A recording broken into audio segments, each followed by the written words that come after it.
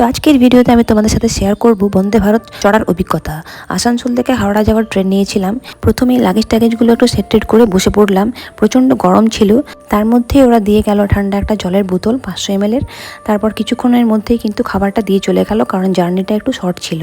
তো প্রথমে দেখো খাবারে যা দিয়েছে, ভাত দিয়েছিল প্লেন ভাতের মধ্যে মটরগুলো দেওয়ার কি মানে আমি বুঝলাম না। তারপর একটা ওয়াইফ সল্ট, তারপর ডাল, প্লেন ডাল যেগুলো হয়, আর ছিল পনির বাটার মশলা, আর সাথে ছিল দুটো রসগোল্লা, আর ছিল আলু ভাজার মতো মানে মশলা টশলা দিয়ে মাখানো, আর ছিল পরোটা। প্রথমে পরোটাটাই খেলাম যা মেনু ছিল সেই হিসেবে, কারণ ভাত দিয়ে পনির খাওয়াটা একটু আমার পক্ষে চাপেরই ব্যাপার হয়। তো যাই হোক, ভাতটা আর খেতে পারিনি, একটু ট্রাই করেছিলাম।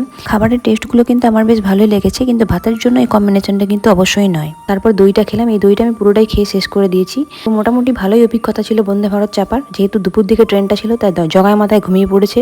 ভিডিওটা ভালো লাগলে লাইক করে দিও। দেখা হচ্ছে পরের ভিডিওতে। টাটা।